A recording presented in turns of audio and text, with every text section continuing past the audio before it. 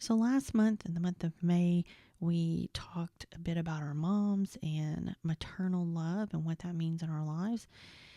But this time, today, we are going to dive into something that's a little bit more complex, I think, but it's still influential, maybe a little more quietly, and that's our relationship with our fathers or even the father figures in our lives. In the last episode, I started talking about my relationship with my dad, and today I just want to dive a little deeper and talk about the relationship. That is not how that needs to be, and I should have written that. So last month we talked about moms, and I talked a bit about my relationship with my mother and also maternal love. But now I want to dive in a little more about fathers.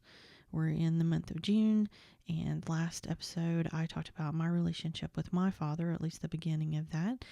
And I want to dive into what I believe is a bit complex, but still very influential, maybe a little more quietly influential, but that's the relationship with our fathers and the father figures in our lives. Welcome back to Soulful Wonderings.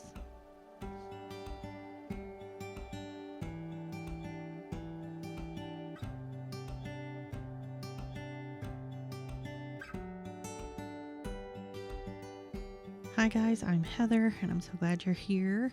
I hope you listened to our last episode where I was talking about my relationship with my dad and kind of what that meant for me and how it affected me and made me the person that I am. In this episode, I want to just get into more about kind of the lesson and all of that, and paternal love and what that really looks like for many of us. Because whether you had a dad that was, really present, or maybe they were absent, maybe they were loving, maybe they were distant, maybe they were super supportive, or were they someone who just never really understood you? No matter who they were, the relationship with our fathers has an impact that can really, really run deep. And so today I want to just unpack some of that. Let's look at it with some curiosity and hopefully some grace.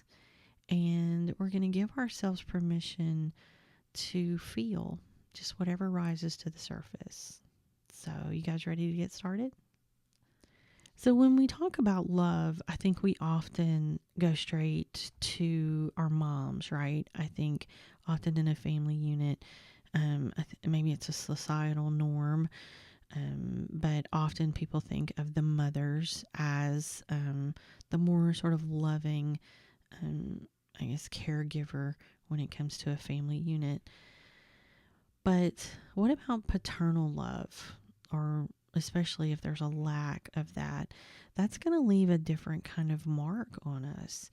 It's often tied to how we define things like strength and discipline and protection. It goes into self-worth, and it may even go into how we relate to things like structure and authority, because those are the things that we often get or see in those father figures, male figures in our lives. So what do we expect of our fathers? What type of love? Often we think it would be strong and steady. And isn't that how a lot of us view our dads? We expect something or someone that we can sort of lean on, and that they will be a strong base for us to lean on. I suspect that there's some of us that got that, but of course there are others that didn't. So when you look at your dad, was he emotionally unavailable? Maybe he only knew how to show love through providing, not his presence. I know that one, that is so me. I always knew that we would be okay. I knew he would be there, at least financially. He never let us down in that respect. But, like I spoke about before, emotionally, we just didn't have that same connection. He was a little more distant, a little more guarded. There's some of you, did your dad leave? Whether that was physically or energetically, And if that did happen, have you found yourself kind of searching for that sense of security ever since? I think that may be the case for many of us that, my dad, like I said, was there physically, but often emotionally he was not. And especially after he passed, there's definitely, even though I'm married and my husband is very much an amazing father and an amazing husband, it's just different when my own father is not around. And I have actually relied on his father very much. He has become a huge father figure and father presence for me, especially when it comes to security and stability. And of course, those that did have a supportive father, a loving father. Like I said, my dad wasn't hugely emotional, but he was loving, and I knew he loved me. And I think that's part of what makes it. It can often still be complex. Do you know what I mean? Because I know that's how my relationship felt. You had all these expectations, and then you had that sort of generational silence. Do you know what I mean? Especially dads like mine. My dad was from an older generation where that was just the norm, right? Emotions were never spoken. They didn't say those things out loud. But all of those things, they shape how we relate to men. It also shapes how we relate to ourselves. And you could even go so far as to say it relates to how we express our own masculine energy, that masculine side of ourselves. So a lot of us that, we had that support, we had that love, we felt like we had that security. But what if you didn't have that father role? What if it was kind of missing? When you don't receive the affirmations, the safety, the consistency that we need from our dads. Often we end up internalizing that, and there's a couple ways that you can see that happen. For instance, we blame ourselves. We think we weren't enough to be loved. We weren't enough to be protected, or just even to just be understood. And then there's also, many of us will build walls, or we're always kind of looking or chasing validation. We find ourselves, we're looking for this authority figure or a partner to fill that gap of what we didn't have. Or at the same time, we may find ourselves kind of, when we meet that person, we start to push them away because we don't want to get hurt again. And of course, if we let them in, if we let that authority figure, that stability figure in, we're looking at them going, well, that person hurt us before, and I don't know that I want to let that happen again. So there's a couple of ways that can start to show, if you didn't really have that sort of proper paternal love in your life. But here's the truth of that. It wasn't your job to be worthy of your father's love. It was his job to give it. And whether or not he could says more about his own emotions, his own conditioning, or, generational learning that keeps coming up, than it ever had to do with you. Sometimes healing that father wound means recognizing that your father may have never been fathered himself. And you might remember me mentioning this. When I really understood what went on with my dad and his dad, it really changed the way I saw him. I started to understand why he was the way he was, why he treated us the way he did.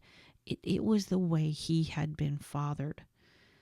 And in his home, they had a sister, and the sister was treated more gently than he and his brother were, which is how he treated us. He treated my sister and myself much more gently than he did my brother. Now, I'll grant you there's a little more to that story that we're going to cover another time. But nonetheless, how he treated us was absolutely a reflection of how he was raised. And there was something else that I want to add to this. As I entered adulthood, I saw things differently, obviously. I feel like I had a mix of a present father and one who was emotionally distant, right? Because he was part of that generation that came up sort of being emotionally distant. That was not manly to be that way, right? So many of them sort of hid those emotions and didn't show them. But at the same time, I felt safe. I felt like he would always provide for us financially. But I had also seen him be truly ugly to my mom, not physically, but emotionally. So many of the sort of absent father things that you hear about, that we talk about, that we've just talked about now, they're really spot on for me, because I think I had a bit of both. There were times he was there, where there were times where he wasn't. But then one day it just clicked that my dad was never going to love me the way I wanted him to. I knew he loved me. There was no doubt in my mind about that. I knew he loved me with everything he had. But he loved me the way he could. That was sort of all he could give. That's all he knew. And the truth was, he was trying to break a generational cycle, I believe, because a lot of the things that happened with his own father, he knew he wasn't going to do with his son, and he certainly wasn't going to do them with us.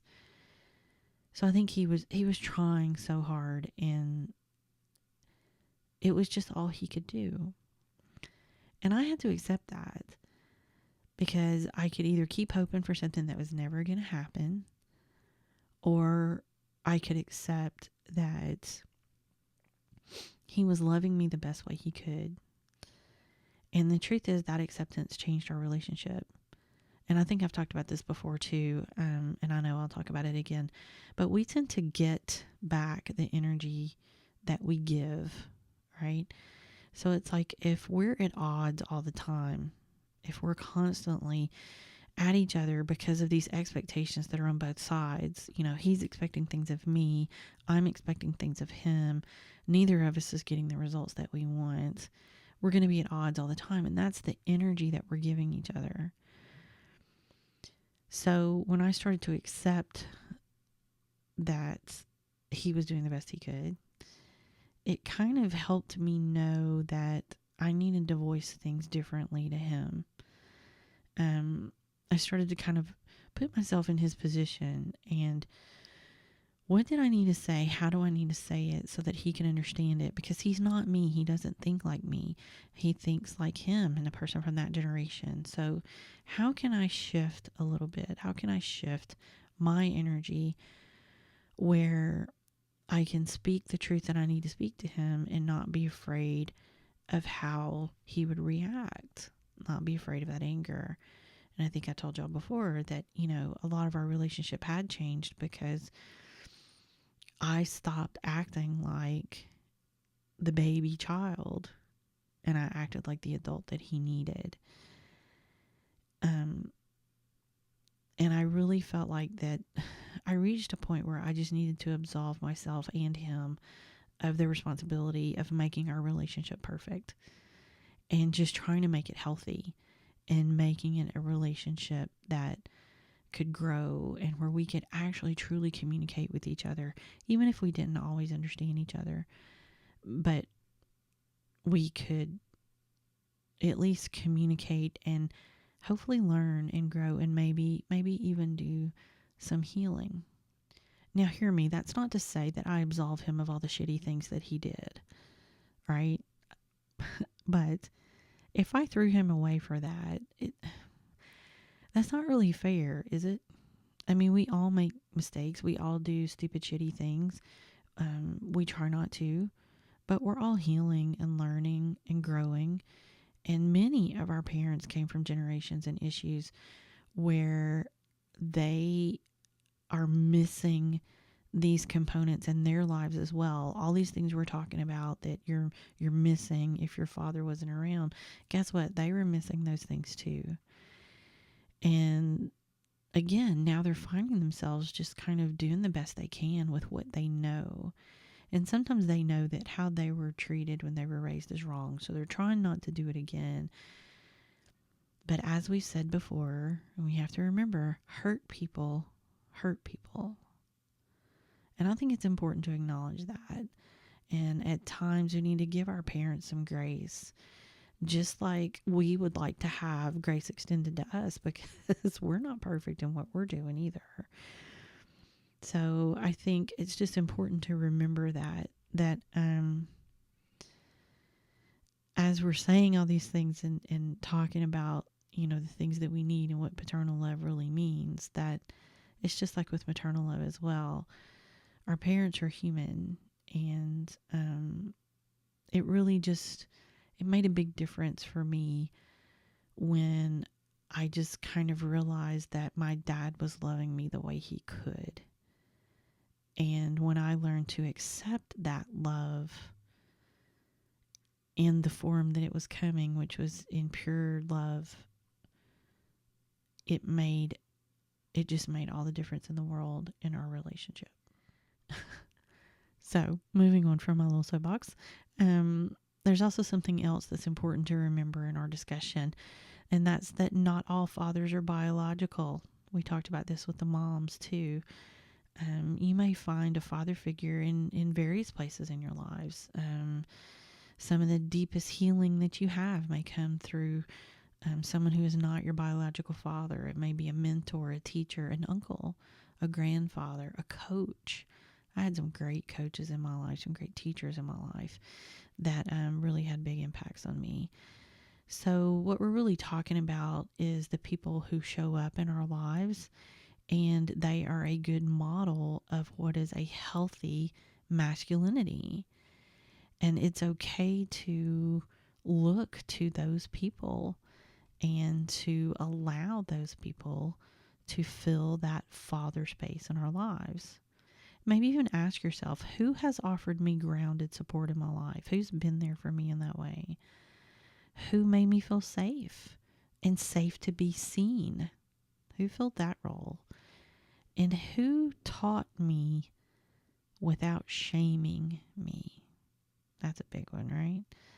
So maybe look at the people in your life that have filled those roles. You may already have a father figure in your life, because those people, they carry the essence of paternal love, right? Even if they've never said the words, I love you.